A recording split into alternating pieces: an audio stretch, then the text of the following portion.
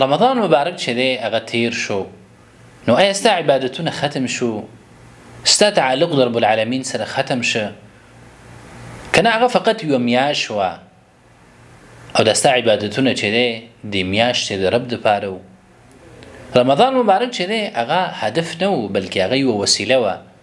هغه یوه وسیله وه چې څنګه ستا په ژوند کې تغییر راشي، څنګه چې دی ستا په علاقه کې چې د رب سره لري هغې کې تغییر راشي، څنګه خپل رب ته نږدې شي. په رمضان مبارک کې دا مؤقته کامیابي چې ده دا زموږ هدف نه و، بلکې دا یوه لاره ده خپل رب ته د نږدېکت. راځئ یو حقیقت به ووایو. کله چې رمضان مبارک راغلی نو مسجدونه چې دی هغه ډک شو، خو چې کله رمضان مبارک ختم شو نو بیرته چې دی خلک هغه د زوړ غفلت وخت ته واپس شو.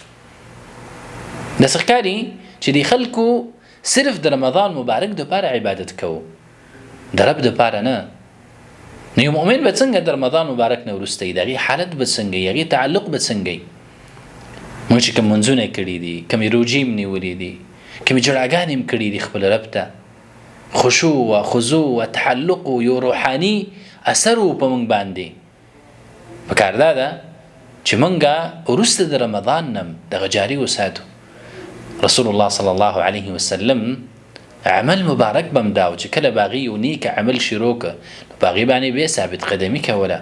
او د الله نبي فرمایي الله رب العالمین ته محبوب اعمال او غوره او خوښ اعمال هغه دي ادومها چې هغه همیشه یي، په هغې کې همیشوالی و ان قله اگر که لږ وي. موږ چې دی د مسجد سره تعلق جوړ کړی په رمضان مبارک کې، نو پکار دا ده چې اوس هم موږ دغه مونځ په جماعت سره وکړو، دغه تعلق چې دی وساتو. موږ د قرآن کریم سره تعلق جوړ کړی و، نو پکار دا ده چې دغه کتاب موږ په ورځني ژوند کې څه حصه دغې له ورکړو، کم از کم هره ورځ چې دی یو صفحه تلاوت وکړو. دغه رنګې په رمضان مبارک کې موږ د شپې منځونو سره ځان عادت کړی و، نو پکار دا نه ده چې موږ هغه پرېږدو، لږ وکړو خو همیشه وکړو. او د نیکو اعمالو د قبلېدو دا اثر نه دی چې موږ په ټوله میاشت کې کوشش کړی دی موږ جړلي، بلکې دا وروسته د رمضان مبارک نه ستا حالت څنګه دی. هغه نیک اعمال چې تا کړي و، ځان یې د ګناهونو نه ساتلی و، د هغې اثر وروسته د رمضان نه په تا باندې شته دی که نشته دی؟ ستا په ژوند کې څومره تغییر راغلی دی؟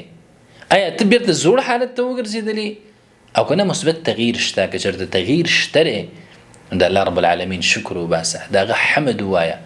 او که چېرته تغییر نشته دی نو په خپلو اعمالو باندې ویې د رب نه د توفیق دعا وغواړه، او هغه اعمال چې په رمضان مبارک کې تا کول بیرته هغې ته رجوع وکړه.